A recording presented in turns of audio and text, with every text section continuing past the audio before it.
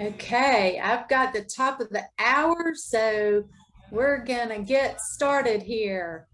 Hey guys, thanks for joining us tonight. I'm Jennifer. I am the Assistant Executive Director for COCA, and you are in for a real treat tonight.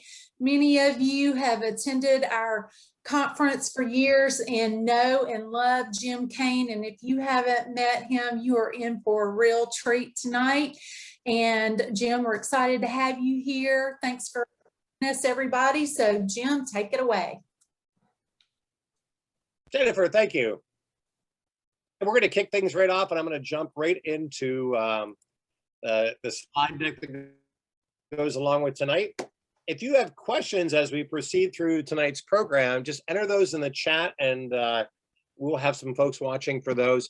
I'm also willing to share this entire presentation with you and your staff. So if it's something you think would be valuable for your staff to see, or you want to share with other folks, you can email me directly, and I'll tell you how to do that a little bit later on. And I'll send you this whole presentation. So my name is Jim Cain, and I've been involved with COCA for, more years than I can remember. I think one of my first conferences was in Des Moines, Iowa. And the big thing that I remember was we all went out to the Arboretum for a hog roast one night. And I remember standing in line, and I was there to call a square dance afterwards. And it was a really fun event. And we're in line for the hog roast, and someone said, "Oh, what's the vegetarian option?" And you have to remember, we're in Iowa. And they said, "Oh, we have chicken."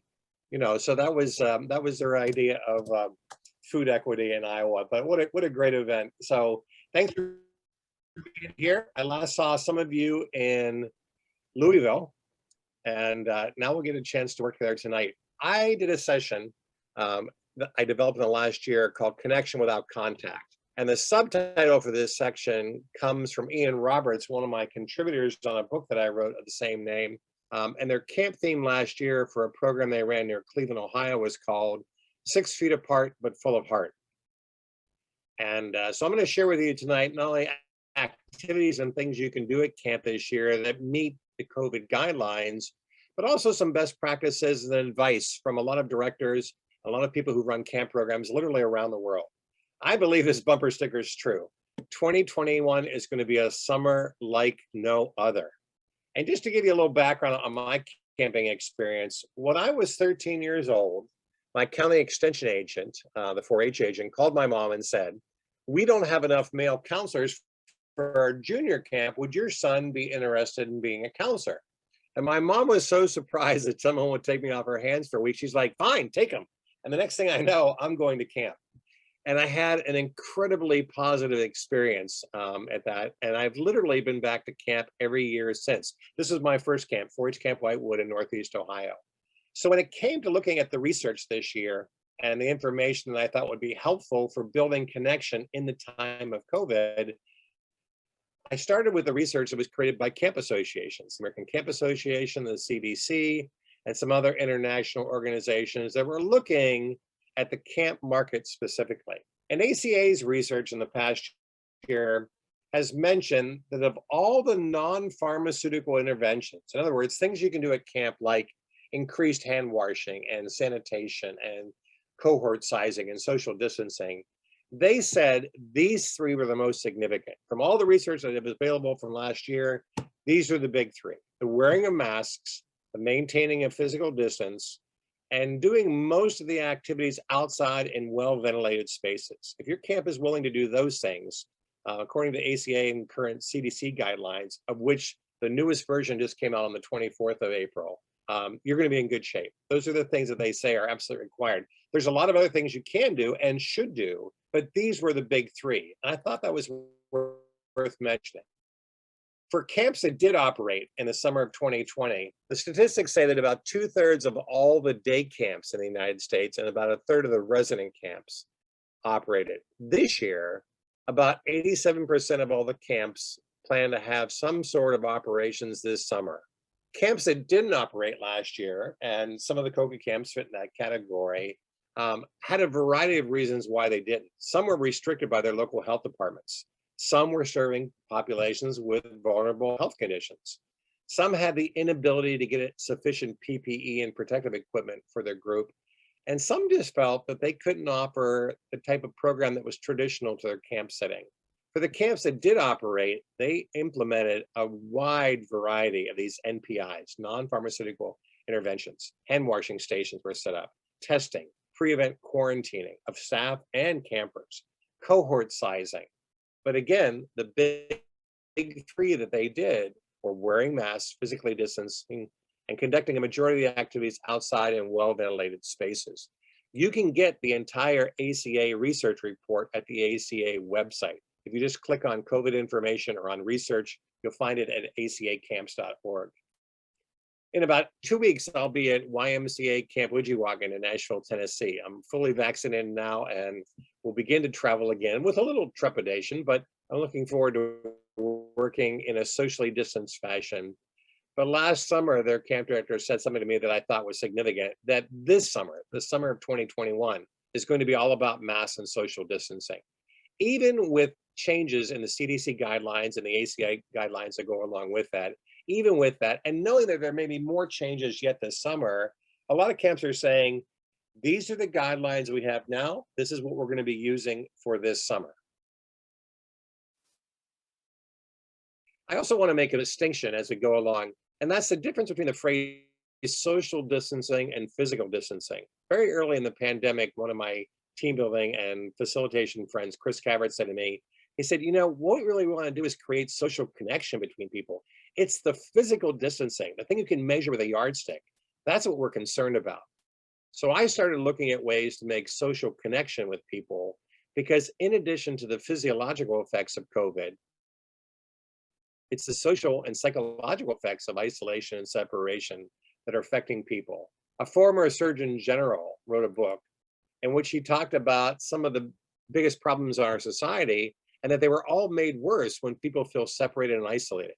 In order to help those problems resolve, people need to feel connected, like they're part of the same group. And then I read what I can only describe as a wonderfully terrible book called The Lonely Century, that came out at the end of last year, where it talked about the fact that after months of lockdown, separation, self-isolation, and social distancing, a lot of our social problems have gotten worse. Even before the coronavirus triggered a social recession with toxification of face-to-face contact, people felt lonely in a variety of countries, and you can see the information here. Did you know, for example, in the UK, that they have a minister of loneliness?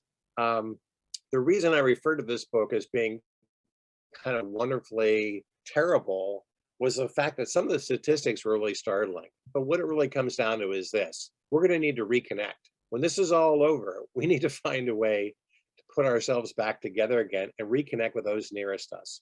And before we got started tonight, Don was sharing that one of the reasons COCA will do a live conference this year is the membership just wants to see each other. They simply need to be connected.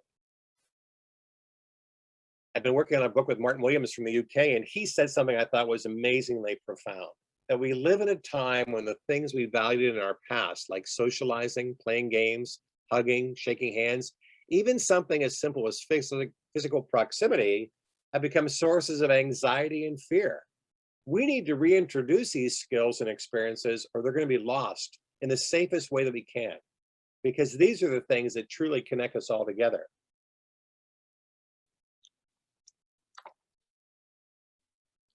I have no doubt that this summer, camps are on the threshold to do more good than they have ever done before. Not only because of the needs of our campers and what's happening in their world around whatever medical conditions they have, but also the idea of reconnecting. I have no doubt that this summer, what you do in camp will save lives. From a social and psychological aspect, it's absolutely true. One of my friends in Spain said, our campers need to learn how to hug again. Another director said, our campers are starved for connection. And I'm okay with that, because a few years ago, I wrote a book about building connection. So I feel like I had some of the tools necessary to help people, even during a time of pandemic, create as much connection. And for some of you, I know you've been doing some virtual activities. You've been doing Zoom events with your family and with your staff. There's a lot of things that are happening online and virtually, but I'm realizing we're now on the cusp of being able to do real world in-person events and creating the kind of connections we had before. So with all that in mind, I was preparing for how I might contribute to that. Another director told me that they said, the beneficial social and psychological effects of camp outweigh any physiological concerns we have about COVID-19. We can't afford to be ignorant about this. We need to be smart, but it's important to realize that there's a lot happening on the social and psychological aspects. And I believe you got camp staffs that are literally willing to go head to head with a global pandemic and beat it into submission for the sake of their campers. And for me, that's the definition of bravery. And when I see that kind of force, I'm inspired by it. I don't think we have a way to recovery without reconnecting people together. So of course, my question is, what can I do to help? Last year, Lori Brown shared in November some of the early data from the ACA Camp Counts 2020 research, which was taken from about 600 camps that operated in the pandemic during the summer of 2020. And she told me that the most significant difficulty, the biggest challenge for both campers and staff was maintaining physical distance. It's just a hard thing to do at camp. Camp's the kind of place where people clump together. Our cabin group is together, we eat meals together. These are my friends, this is my tribe, these are my people. And maintaining physical distancing was really hard. So I thought, if I could figure out a way to address the most difficult concern from last summer, that'd be a step in the right direction. So I set about to do exactly that, like this. I literally started with a blank piece of paper. I had no idea what I was going to do, but I thought there must be something, for someone like me who works on building connection with people all the time, there must be a way to do this and still maintain physical distance. Now, in my office, right over here on the bulletin board, last January, before the coronavirus hit, I took a piece of paper and I wrote down one simple, profound, beautiful idea. And my goal was to go looking for this simple concept sometime last year. And every time I leave my office, I can see that sign. So it's a constant reminder to me to do something creative last year. Now, at the time, in the spring of last year, I was just finishing up a novel about a shipwreck that I had written. Stan Rogers wrote an amazing song back in the 80s called The Mary Ellen Carter. And with his wife's permission, I took his 4-minute song and expanded it into a 44-chapter book. So I was thinking about ships and about sailing and ships at sea. And one of the more unusual props that I have is a thing called the Dutchman's log.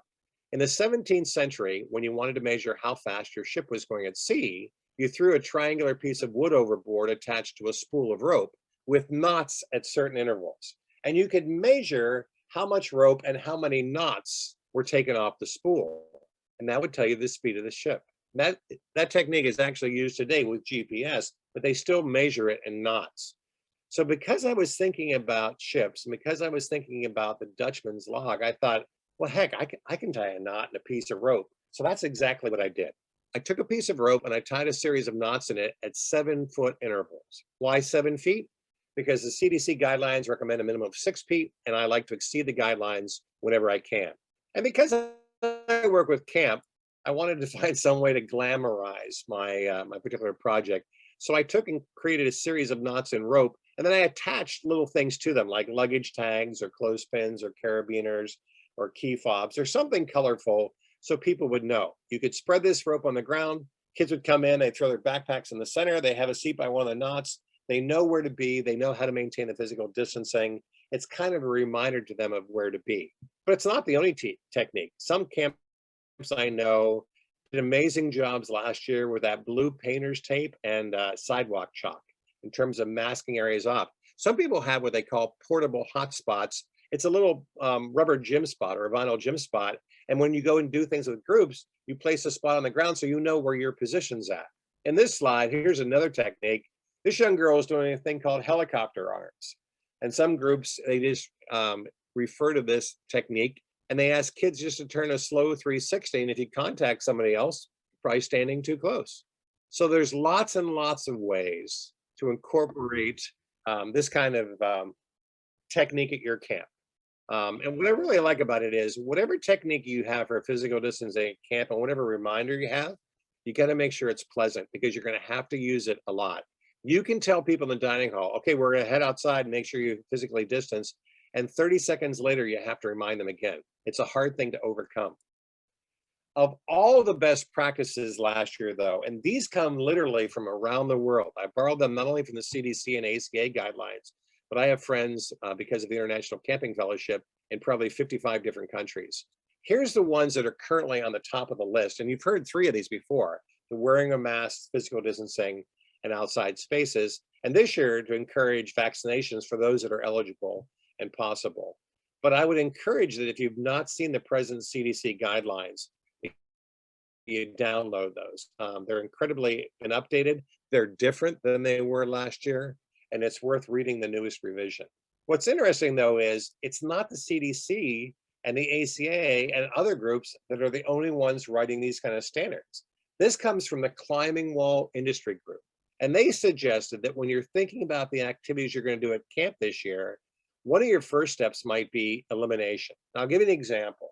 On a ropes course, there's an activity called All Aboard, where there's a small platform, and the goal is to get as many people onto the platform as possible. It's the equivalent of a 1950s telephone booth stuffing or Volkswagen stuffing. It puts a lot of people in close proximity. So, according to the Climbing Wall group, they would suggest that's an activity that probably should be eliminated. The next level is, could you substitute something else for that activity? Now, a lot of ropes course elements are designed for close proximity, but the question is there something else you could do? And that's a reasonable question.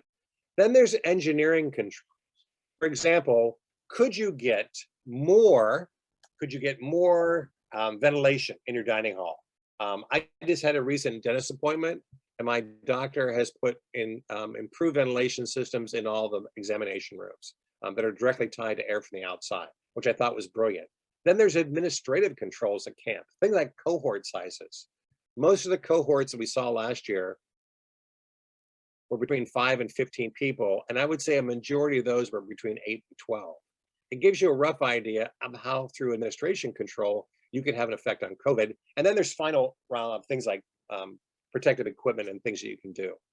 And let's talk about some actual programming at camp. In my family, my grandfather, my father, my uncle, and I are all square dance callers. It's something that's been handed down traditionally through my family, and I've enjoyed it. But I have to admit that in the middle of a global pandemic, square dancing may not be the ideal activity. There's a lot of physical contact, close proximity. You can see people not wearing masks there. It's certainly concerning. But luckily, square dancing is not the only kind of dancing. Here's a group doing socially distant line dancing. Is it the same as square dancing? No, but it does give some of the same element of group participation and dancing together. And that's when I realized something important. The goal of a physically distanced activity is not to replicate a non-physically distanced activity, but rather to replicate the outcome of that activity. Square dancing and line dancing are not the same thing, but one of them is possible under COVID guidelines and the other is not. So let's talk about the kind of things that we can do. And to understand this, and I know there's a lot of words on this slide, here's the important part. Some activities need to be temporarily sidelined. In general, games that incorporate things like singing and shouting, cheering and chanting, close physical proximity, physical contact between the players, shared props or resources, these are likely candidates for a temporary elimination under the present guidelines. And the important word is temporary, not permanent, not forever, but just for the immediate future. And let me give you a couple examples. There's an ice-breaking activity which I really enjoy called Twice Around the Block. I use a raccoon circle, which is a 1-inch piece, 1-inch wide piece of tubular webbing. And with this, I can do lots of activities. The fellow who's holding the knot above his head there was the speaker. When he starts to introduce himself to the group, the rest of the group will take the raccoon circle and they'll start to pass it around. And as they pass it around the circle, he's going to introduce himself. When the knot comes back the first time, that's once around the block. When it comes around the second time, that's twice around the block, game over.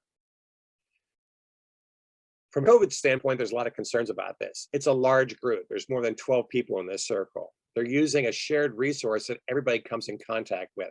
They're in close proximity. You can see they're elbow to elbow in this space, indoor location, mixed cohort groups, shared resource.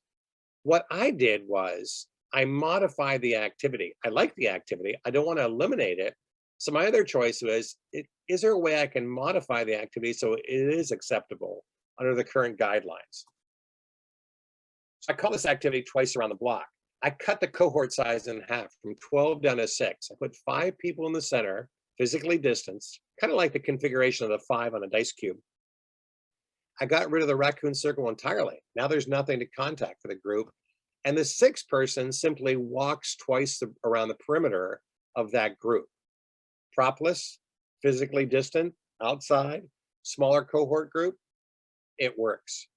And that's an example of what you can do when you take a look at your activities this summer. So when you start saying, well, our campers really like this activity and you need to scrutinize it a bit, you can be ready to either say, you know what, under the current guidelines, we need to sideline that activity, or we need to modify it so it does work. What I realized early on, though, was I couldn't find any guidelines to help me do this, so I created my own set. This is my personal checklist for which activities are appropriate this summer. And the important thing is this: if you can answer yes to 2 or more of these questions, then you've identified an activity that either needs to be temporarily eliminated from your portfolio, or you need to modify it so it can be safe for what's happening. Here's a couple of real life examples. There's a team building activity called group juggle. Small circle of people, they're tossing various balls around. Every ball will be touched by every member of the group. Close proximity. In this case, 2 strikes and you're out. 2 of the concerns of my criteria have already been met, which tells me this either needs to be eliminated from our portfolio or we need to modify it. Now, I can tell you this. Some groups are really creative. I've got friends in Singapore, for example, who even through the global pandemic were still doing the group juggle activity. And they weren't, they weren't dumb about it. They made conscious choices. And here's what they did. They had people mask and glove. They sanitized the props in between, and they had people use hand sanitizer before and after. To some extent, they really did a commendable job on making sure that the activity was safe for people so they could continue to use it. Now, I see a lot of mask wearing in North America, but I haven't really seen a lot of glove usage. So you would have to decide whether this would work for your program. The good news is there's still a lot of things we can do. And what's really important is that some of the things we modify, the new ways are actually better than the old ways. And that's good news. Ian Roberts, who helped me with some of the content of the book, he said in his diabetes camp that they would tell parents, for example, registration starts at 1 o'clock, and 100 families would show up with their kids, and they would have this huge long line, not physically distanced, and it would take them about an hour and a half to get everybody through. This past year, 2020, they gave parents a 10-minute window. And when they arrived, the lines were shorter, they kept them physically distanced. Parents weren't allowed to leave the vehicle, the kids got out, and camp started. They say that's a better approach. We're going to continue to use that technique in the future. Here's another one of my favorite activities. I do a series of what I consider silly handshakes, and I've done these around the world. You can see close physical proximity, not wearing masks. There's a lot of concerns about this one. But I like the activity so much, I didn't really want to temporarily sideline it. So I went online and I looked up every type of non-contact greeting I could find around the world. Some have a sports metaphor. I didn't incorporate curtsying in here, and there's some other kind of historically significant ways, but the tip of the hat. And what's nice is I can do the same activity with new greetings that are non-contact form. You might be able to do the same with your activities. If you can't use it as is, maybe you can modify it in a way so it will be appropriate. Here's a few more examples. There's an activity called the marble tubes, where we use short sections of PVC tubes. We form a long line, we pass the marble from point A to point B. This is a field hockey team, a sport team.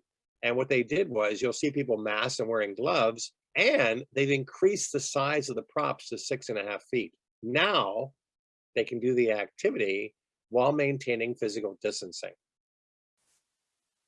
Here's another example. In this case, they're using this as a slack line. They've got one person who's able to be spotted by people while maintaining physical distance, and they can sanitize the PVC tube in between. And what's cool is this technique came from the staff. They were confronted with the fact that they love this element, it's a fun activity to do, and they didn't want to sideline it, so they needed to find a way to modify it so it would meet up, which is a good point. this is the perfect time to implement some of your staff and your volunteers' best ideas. What I'm trying to do is make every member of your team a member of the risk management program. But one thing you might ask is, well, what's the future going to look like, Jim? What's it going to be like when our camp is in session this summer? Here's a picture from a recent Texas Rangers baseball game. You probably heard about this. It was the first stadium to open up full capacity. And here's what you're going to see. Some people are wearing masks. Some people are not wearing masks. Some people are half wearing masks. I'm not sure what that does, but there you go. Here's a cross-section of our population. I'm pretty sure for the rest of this year, this is going to be the mode. You're going to have people right here, right now, that want to take off their mask and go back to business as usual. And you're going to have people in December at the shopping mall still wearing masks, and everybody else is somewhere in between. So it's a great time for tolerance in the United States, because this is what it's going to look like. What it really comes down to is, what's your personal comfort level? Are you okay with physical distancing? I got a request to help out at a staff training for a camp this year, and 100% of the staff are going to be vaccinated. Well, that makes me feel pretty good, and I can do different activities with them knowing that they've been vaccinated. However, there's still a level of personal comfort zone. You can see some people are not quite sure, do we shake hands? Do we hug now? Can we do that? I don't know. Where are you at in all this? And it comes down to physical distancing. How close do you want to be to other people? So a friend of mine in Boston had a really great technique that you might try. Now, some camps like to create a culture that is universal to camp. But for his program, he knew he was going to have a variety of people who had different levels of comfort. So he got these armbands, these little bracelet wristbands from Amazon, and he just had 3 categories. If I'm wearing a red bracelet, it just means I want to keep my distance. Yellow can be a little closer, we can talk, but I prefer not to touch. And the green people are like, yeah, we can high five, it's all good. What's nice is people can self-select where they're at. They can communicate to the rest of the group, here's my comfort zone in all this. And it gives people a great choice factor so they don't feel overwhelmed. Because I can tell you that when people get back together for the real world in person things, there's going to be some hesitancy. And I mentioned this earlier, but I believe it's true. I want to turn every member of your staff into a risk manager. And what I mean by that is I want them to be prepared to look for things and situations that might be risky and to help improve those. And let's just do a simple activity here together. Inside this room is every letter of the alphabet from A to Z. What I'd like you to do is unmute yourself. And what I'm going to ask you to do is help me find every letter in order from A to Z. And I'll just tell you this. The letter A is over here on the right side, lower right. It's the side of that little step letter. That's the letter A. So you tell me, now that you're unmuted, where's the letter B? Back of the chair. Good. Keep going. C? Bookshelf. And D? Seat of the chair. You guys are good. Keep going. Bookshelf, E.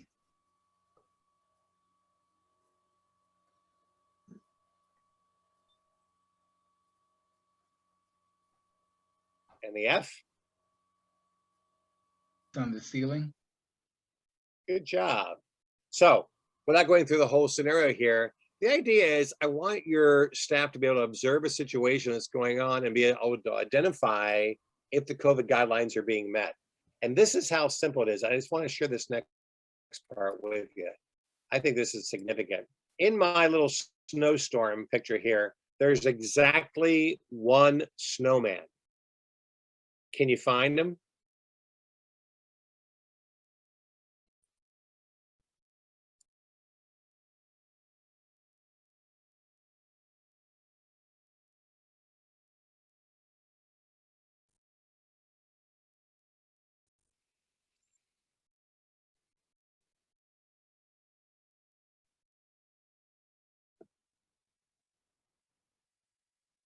Is he only a 2-layer snowman? Yep.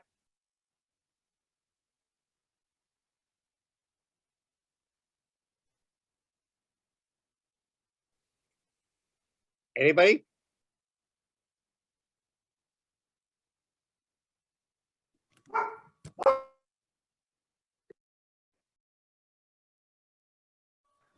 So he's over on the left between the two snowflakes. I tried to say earlier, but my dog's barking. I'm sorry. You may hear him in the background.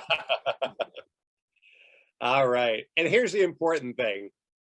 It only takes one member of your group to identify, in this case, the snowman. That's all it takes, is one person to be kind of aware of what's going on. So you might be asking the question, okay, so Jim, I understand the concerns, I understand the history and the data. So this summer at camp, what can we do? And here's my answer. When I first started doing team building, I took an index card and wrote down 10 activities that I thought I could lead well. These are things that I felt comfortable doing with groups. And then over the years, I've added to that list, where the point now is that index card is now a small 3-ring binder that's probably got 40 pages in it of various things I can do. But inside that notebook, there are just 2 pages that have my absolute favorite. These are the 200 or so activities I use all the time. They're my favorite ones. And from that list, I was able to pull 75 activities, either as is or with slight modification, that did 2 things: created social connection between people and allowed for physical distancing. And that's good news, because if I'd only gotten about 3, I would have been a little concerned. So my guess is you're not in bad shape. You probably have enough activities for camp. You just need to focus on the ones you can do in the safest fashion as possible. And here's the good news. I had a lot of help on this book project here. And in addition to the team building stuff and the connection building stuff, there's a whole bunch of other things we listed in the book and gave explanations about that you can do as too. Do you know what sport in Singapore has absolutely grown tremendously during the pandemic? Paddleboarding.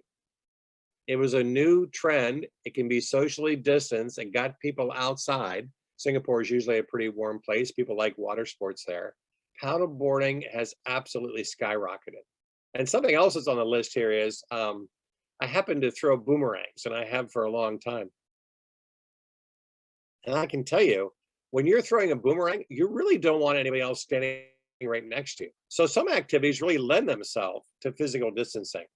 It's also a great time for propless activities. I just pull these off my bookshelf. These are just some of the books I have that have no prop games and activities inside them, because when the game is over, there's nothing left to do. And that's a good thing. And I'm just going to give Jennifer and Dawn a heads up here. We might do, actually, I think our group is small enough. I was thinking about doing a breakout room, but I've changed my mind. Let's keep moving on. And you don't even need books for this. These were all taken from websites in the last week that have physically distanced activities you can do with limited or no props at all. So there's a lot of resources out there to help you. But a couple of words of warning. Number one, physically distant activities require more space. It takes more room to do these things. And you know where most camps notice this? The dining hall. Trying to physically distance people in the dining hall requires more space, to the point where some camps have gone to a split session and have half the camp eat first and then leave in the second half to eat after them. It takes more space. This circle in the photograph has 21 people in it, and they're standing a little over 6 feet apart, which means this circle was over 50 feet in diameter. A circle that large with people wearing masks, it's hard to hear each other.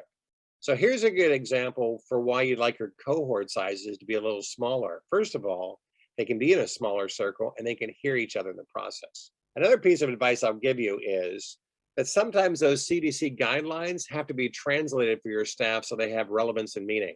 I wrote a book last year called Team Building with Index Cards, and one of the activities I called verbose verbiage, which is basically saying the same thing twice, using way too many words to get your point across. So I'm going to give you a little example here, and you're going to help me translate the following phrases. For example, and this is the example, under no circumstances should you compute the quantity of your barnyard fowl previous to their incubation, which simplifies to the simple phrase, don't count your chickens before they're hatched. Now let's try one of these here. In fact, let's do this one. Let's start with number 6. Can you guys help me simplify number 6? A rolling stone gathers no moss. Don, you're correct. Don, would you pick another number? And we'll do that one. 8. Number 8. Who's got the simplified answer? Birds of a feather flock together. Nice, Derek. Hey, Derek, pick another number for us. Let's go with 4. Oh, that one's a little harder. I know, that's why I picked it. See if someone else can get it. Okay.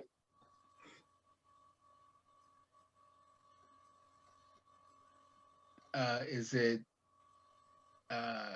necessity is the mother of all invention? Daryl, you're exactly right, sir. Pick our next number. Number 3.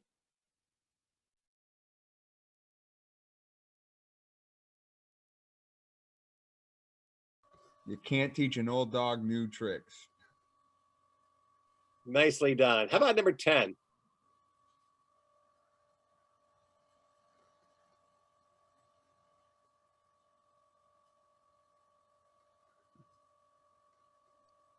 Where there's smoke, there's fire.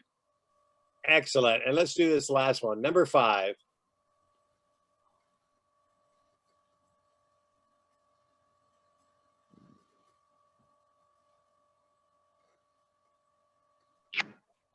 All that glitters is not gold. Outstanding, Rachel. So what my point in all this is, and this is kind of a silly way of getting it across, is some of those guidelines are written by teams of lawyers and medical professionals, and they need to be translated for some of us so we know exactly how it refers to what happens in our cabin, what happens with our policies and procedure at camp.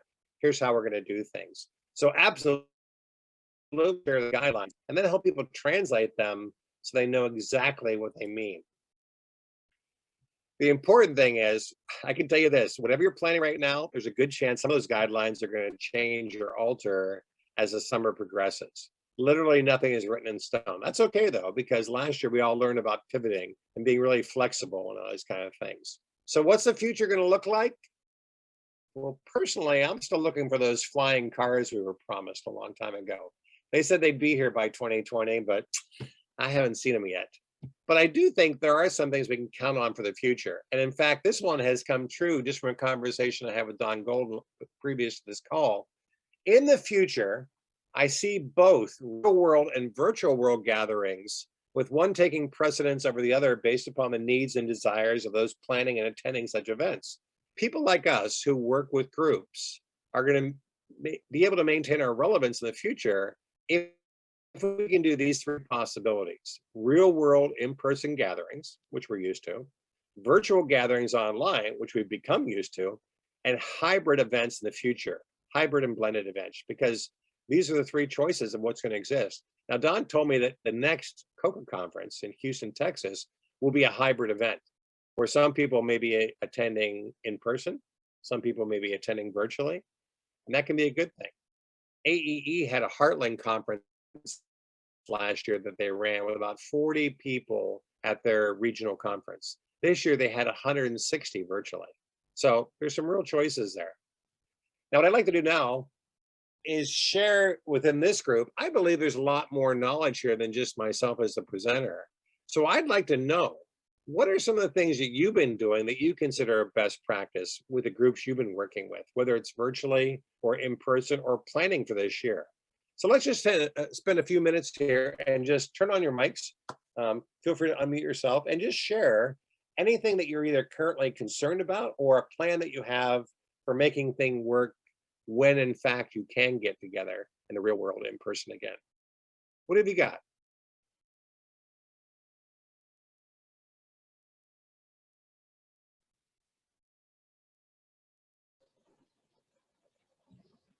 I'd say everything you mentioned, actually, or almost everything. Thanks, Ray. Tell us more. Well, I mean, all the measures, 2 meters distancing and masks and everything has to be. And we did 2 kinds. We're looking for 2 kinds of expeditions. We're not a camp. We're more in an expedition context. So we're planning one that's fly fishing. Pretty easy to distance people. It was already the plan, but it worked pretty well. And we're working with family groups, family bubbles for one of the expedition as well. So that's going to help for many things, having them like we have reduced amount of people per group. So yeah, that's the plan. I think you've chosen a great activity, and you're right. Fly fishing, you need to have a little physical separation between the people anyways. Sure It do. seems like a natural. Mm. What else? What are you planning that you think will meet these guidelines and maybe even exceed them?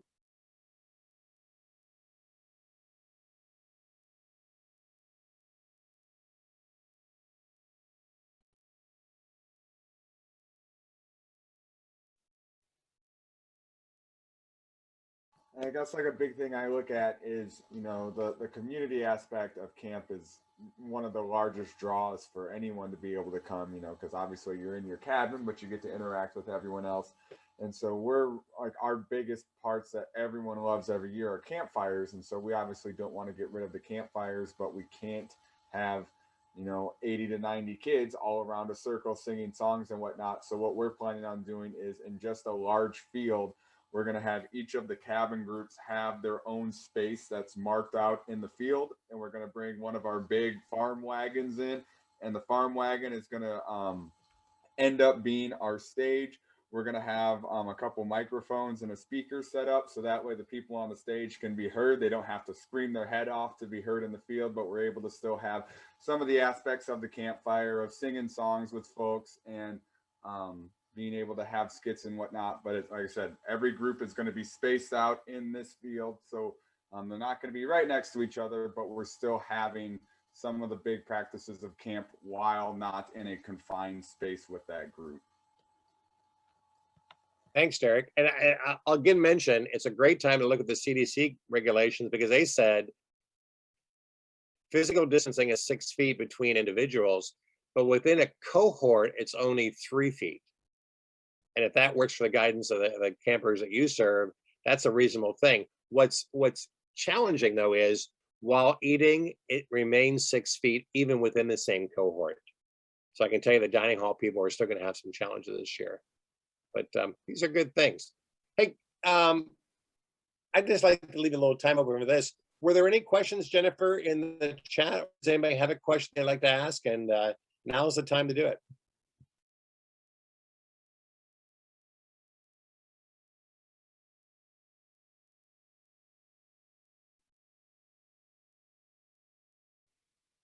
As a facilitator, I learned to be comfortable with silence because some people need a few seconds to compose their question.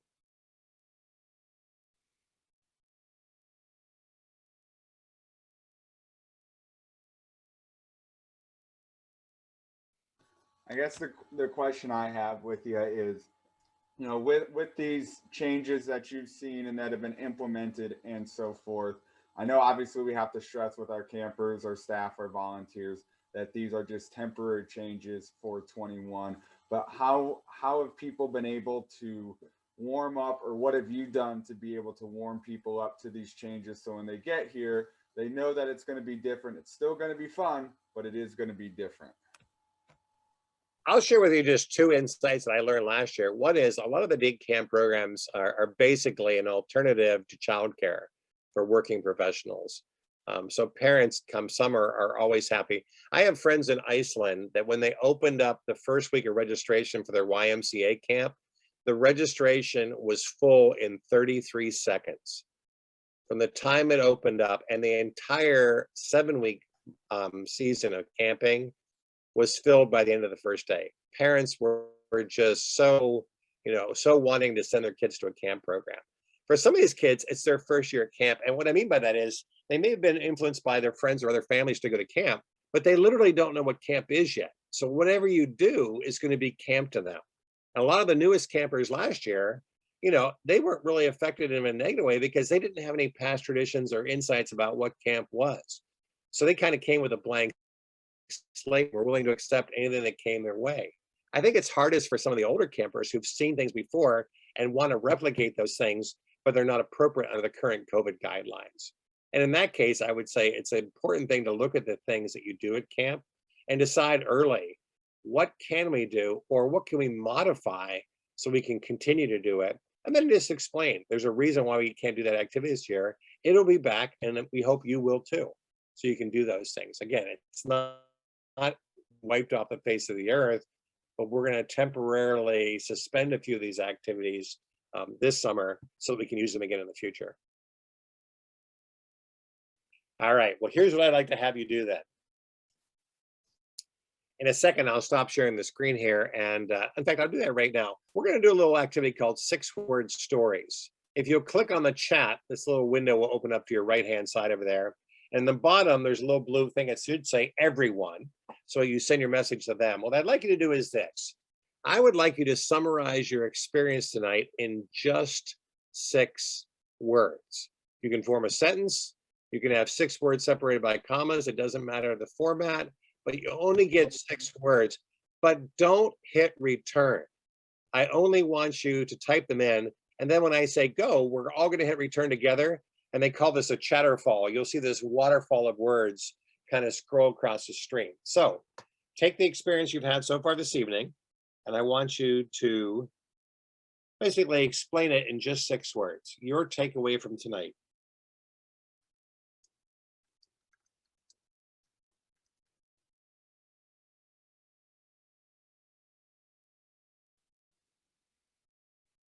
So type, but don't hit send.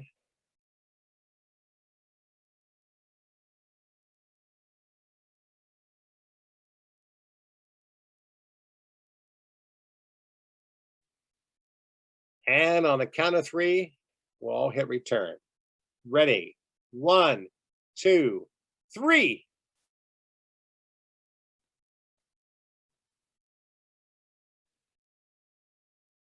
I'll give you a second to kind of scan through that.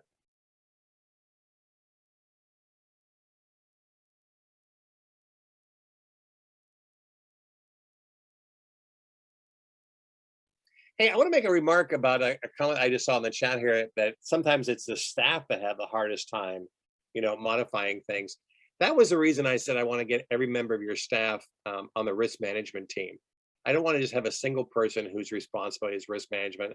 I want everybody to be aware of that. And sometimes when you confront your staff with the guidelines, they can become the forces to make good things happen. I mentioned that a lot of the variations I shared tonight came from members of the staff who wanted to do the activity and found the safest way possible to make that happen.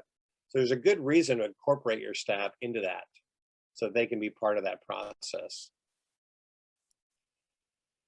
Let me share with you a quick story.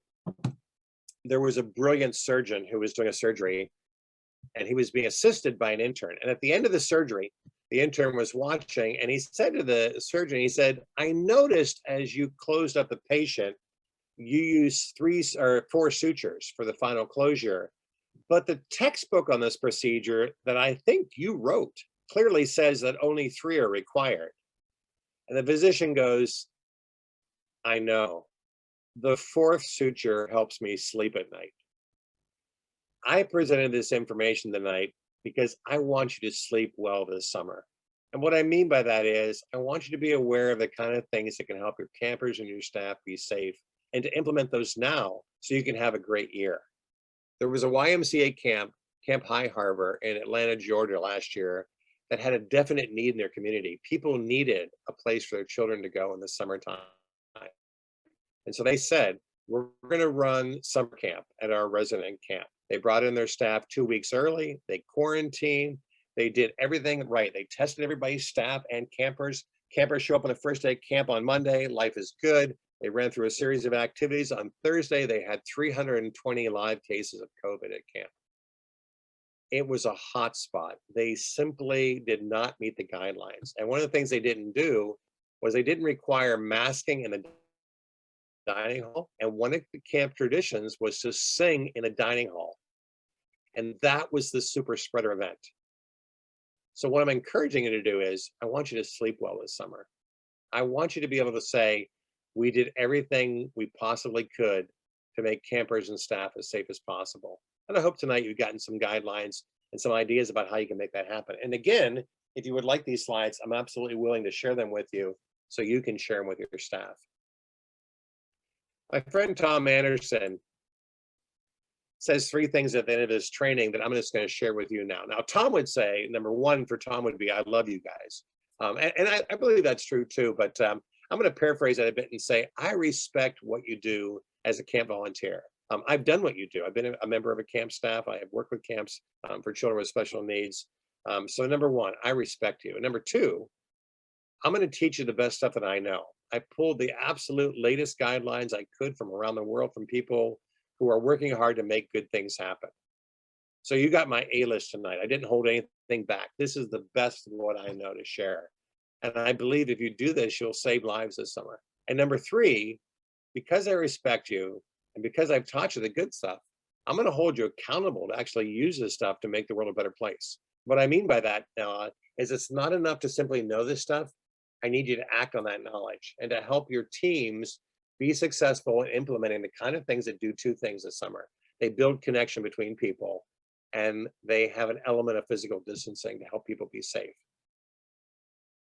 And I think that's the important things we can do this summer. Now, if you'd like these slides, this is my email, jimcain@teamworkandteamplay.com. And if you forget that, just find me on Teamwork and Team Play and you can link to me on that website. But I'm absolutely willing to share these and a couple of other articles on physical distancing that you're absolutely welcome to share with your staff. And the stuff that I send you, you can share with other folks too. In the interest of public safety, I just think it's the right thing to do. So on behalf of COCA and Don Golden and Jennifer and other folks who've been part of this program that I have loved and enjoyed for years, I just want to thank you virtually and in the real world too. The two books that I referenced that are part of this, one was called Connection Without Contact, and that's the extensive book that has not only myself, but medical professionals. There were some special needs camp directors that are part of that, a doctor and several other people helped me write that book. So it's not only activities that build connection, but best practices too. Not only the kind of things that the CDC recommends, but just good ideas for camp that can help you understand what's happening. And also the results of camp last year and what directors said about what they did. Here's an example.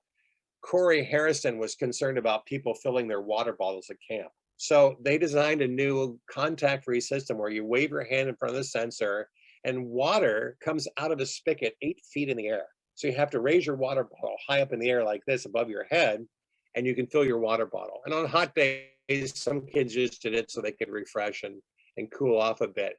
But they designed a non-contact water bottle filling station, and kids loved it. So that's the kind of information you'll find in that book.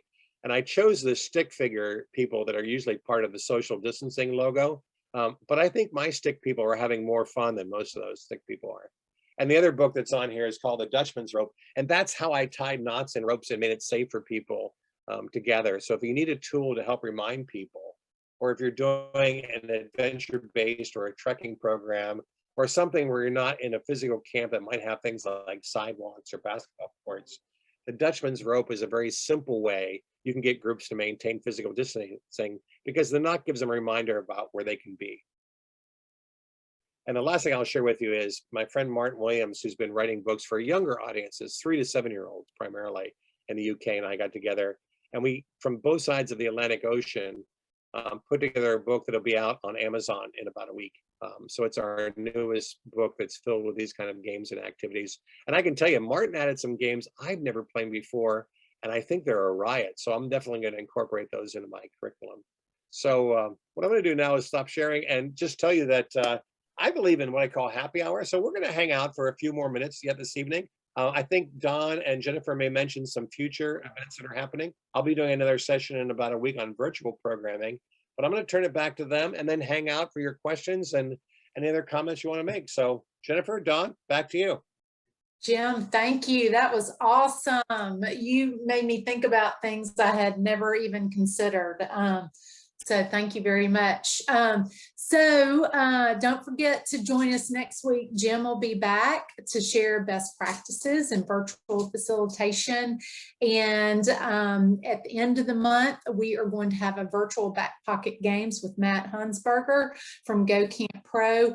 And in June, we are going to round out all these educational sessions that we have been providing since January with an update on COVID-19 and the vaccine with Dr. Rafi. I know many of you will be doing some in-person programming starting in June. So we want to give a last update before you start to do that. So I hope you can join us. And if you want to hang out, please do. And we'll be here for a couple more minutes if you want to talk to Jim.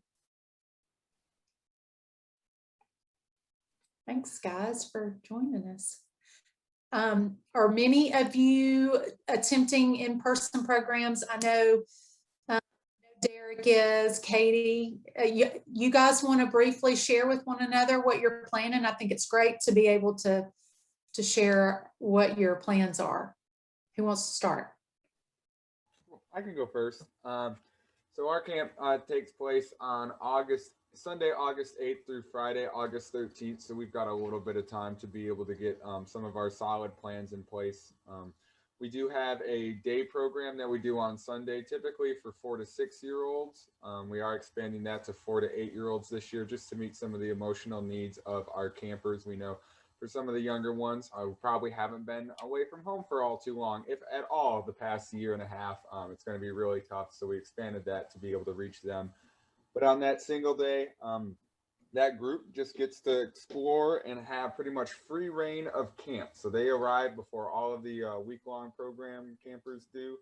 And so they're going to be able to go on a pony ride. They're going to be able to do some arts and crafts, go down and swim, go see our critter room animals, and then just kind of have a little bit of a scavenger hunt around camp to walk around and such. I know the Young Camper Day director has some plans to just get moving and get out about camp, you know, not so much be together in a small group, but just move about and kind of explore. As far as our week-long program, we are planning to have a little bit of a scaled back offering of activities. And that's, again, just for the physical and emotional health of our campers. Rather than having 5 activity periods in the morning and afternoon combined, we're just going to have 4 with longer activity period times to give the kids a little bit more opportunity to interact with one another and not feel so rushed between activities. And then longer rest period time. And then for our evening programs, kind of like the campfire, our evening programs are always activities that we do all together with everyone on camp. And we can't quite do that this year. So for our campfires, like I said, out in a field, way spread out, away from everyone, so we can at least participate and do the songs in that capacity. And then for everything else for those group programs, we're looking at just having the cohorts maybe like compete against one another in scavenger hunts or different activity stations and whatnot. But the main focus of the week is just going to be the cohorts doing activities on their own, very minimal interaction, if any, between other cohorts.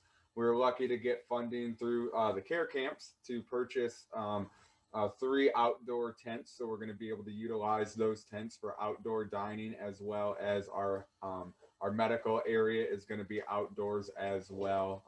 We're going to do as much triage as we can, hopefully none, but any kind of triage will just be outdoors. And if the kids have to come inside, that's like a last ditch resort kind of thing.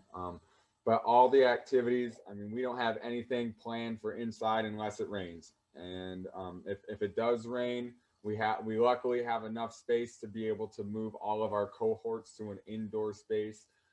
We are limiting our capacity just so that way we can ensure that those who are here do have space if need be. So we're not going to say, yep, we can have every single camper who normally would come. We won't have space for you all to be safe, but we're going to bring you here. So we do have a little bit of that reduced capacity, and we basically designed it based around, okay, if it is a rainy day, if it's just an awful day where we have to be inside, how can we ensure that everyone who's on camp has a safe place to be able to do an activity? So our capacity is going from about 110, 120 down to 80 to ensure we have all available indoor spaces. So yeah, that's a lot of blabbing. Sorry to just ramble on, but hopefully you can kind of get an idea of what we're planning at. And our activities aren't set in stone, as we just heard. Nothing is written in stone kind of thing. But since we're towards the end of the summer, we know that guidances are going to change so much between now and August that there's really no reason to get our schedule set until about 3 or 4 weeks before camp starts, so we know what we're working with. It's awesome, Derek. Thank you for sharing. Derek, the outdoor stuff I think is going to be a great idea. And I know many camps are doing the same things. I mean, they moved their dining facilities and their serving facilities outside. Great idea.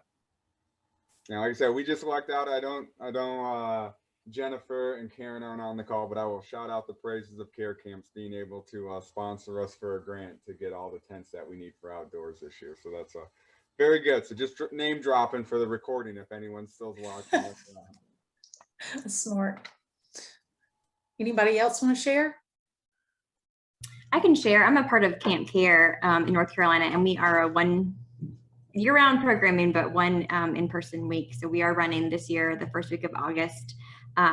It'll be the 2nd through the 7th for campers with 2 days of staff training prior to that. And our theme for the year is circus. We figured 2020 was quite a circus, so we might as well officially head there for 2021. So we're running about 2/3 the amount of campers and staff. Sorry, I got one headed to bedtime right now. Can you head on up, buddy?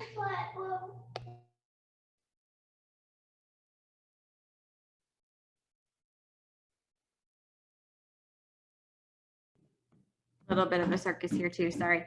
But we're running about 2/3 the amount of campers and staff. And you know, we're obviously very much in the planning, but our theme for it is that we get to do this. We get to be in person.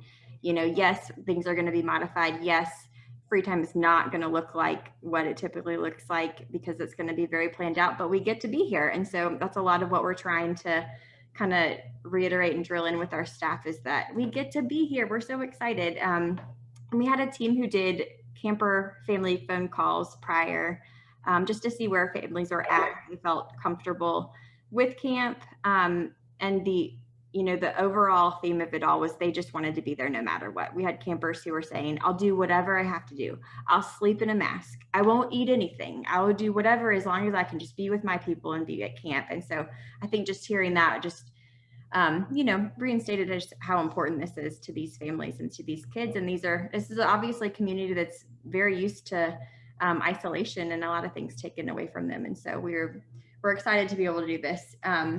As far as the dining hall, I know we will have to have 1 or 2 cabins worth of people outside of the dining hall while we're eating. And so we're trying to make that a fun experience. Like these cabins get to have breakfast in bed, or these get to have a picnic out here, make it more of a fun thing versus we have to do this because we can't all fit in here logistically. Katie, that's a great idea. I really like that. In other words, it's not like the privilege.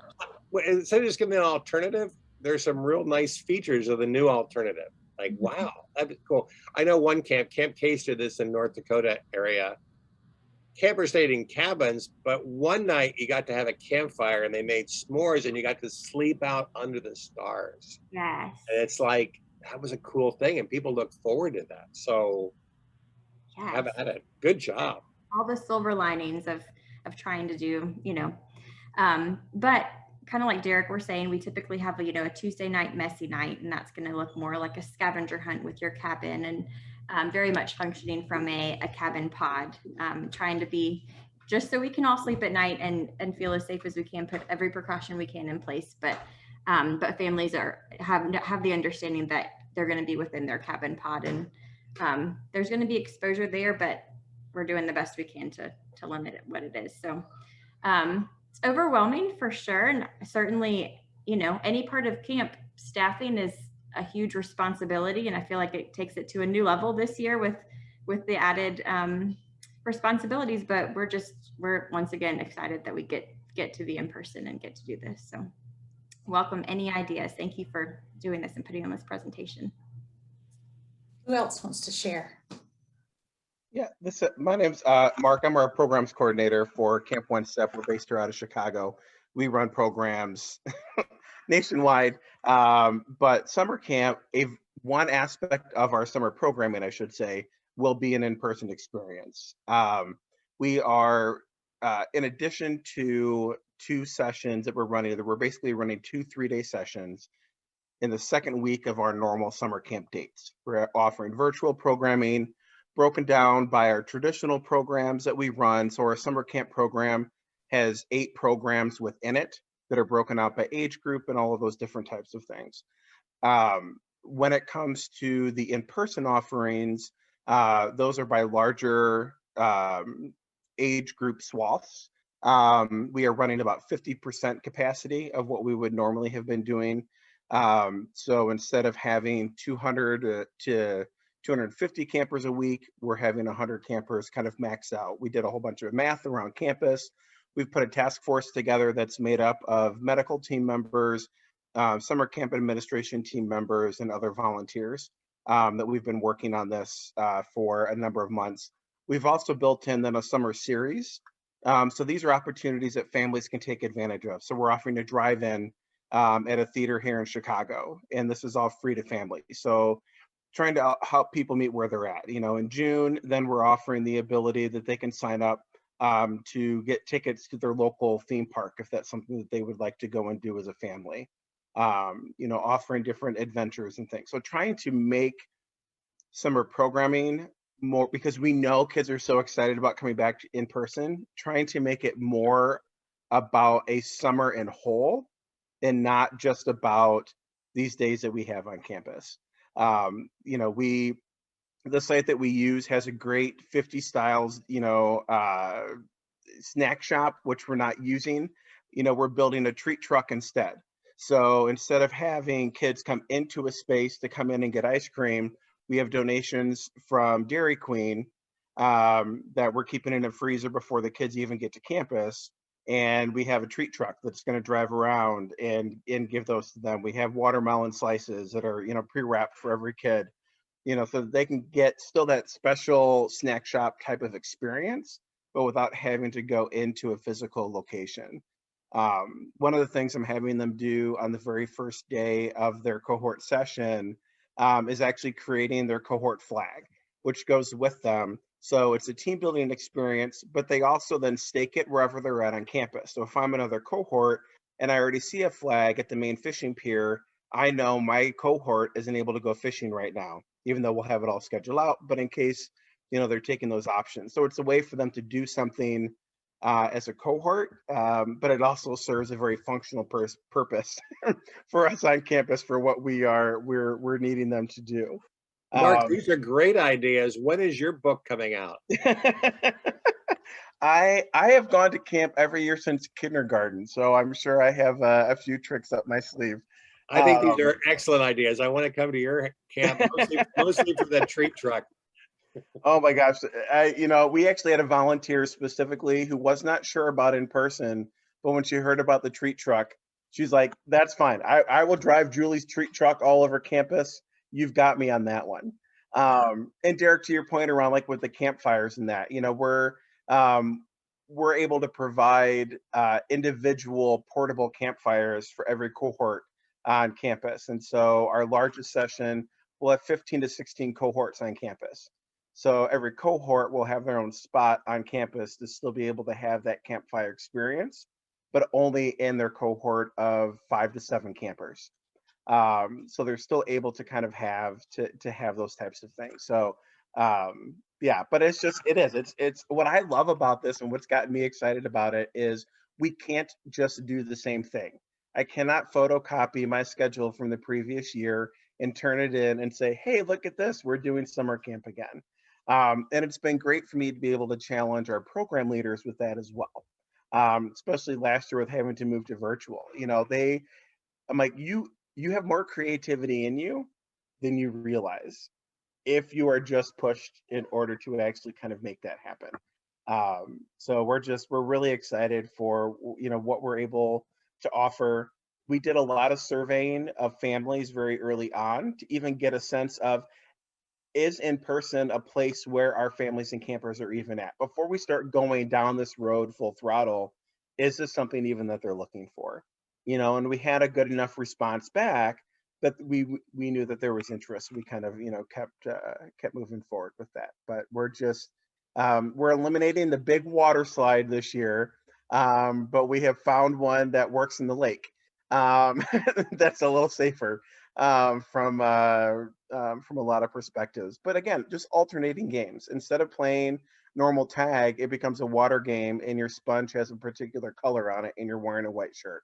So instead of tagging with your hands, you're tagging with a sponge that's wet and that, you know, so it's trying to just think differently. That's awesome. Thank you for sharing, Mark. Hey, Mark, I'll just share with you. I saw the sponge idea in this one special space, and they gave kids a white pair of gym shorts, white socks, and a white T-shirt. Mm-hmm. And then they use actual balls that would absorb fabric paint. And they just had at each other. And then you got to wear the tie-dye that was created from that. People, I watched it happen. It was a hoot.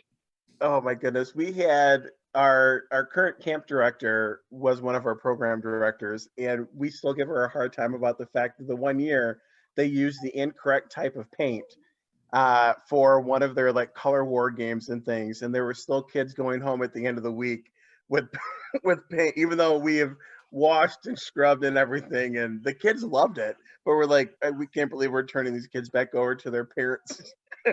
My with first green and yellow and purple and blue paint all over them. my first year at 4-H camp, they had different swimming levels for what you could do in the lake. Some were here, some could go out farther, you know. And they didn't have a technique and they didn't have a tag board in those days. So the lifeguard at the time took Sharpie markers and just put polka dots on people. Well, good luck getting those off after like 3 or 4 days. So we sent kids home that with, you know, dots that I'm sure were around for a lot of the summer. What I learned very early on as a clown is if you put cold cream on and then Sharpie, it'll come off. There you go. Well, see, that's why you're a true I camp. see Katie's eyes are like, oh yeah, there we go, there we go. Hey, I'm really grateful to COCA making this space possible. In a week, I'll come back and tell you some techniques for your virtual programs to make them a little bit more exciting and interactive and fun for the families and the clients you serve and the staff you'll be training. So come back and join us in a week. And on behalf of COCA, thanks for being here tonight, folks. Thanks, guys. Hope you can join us next week.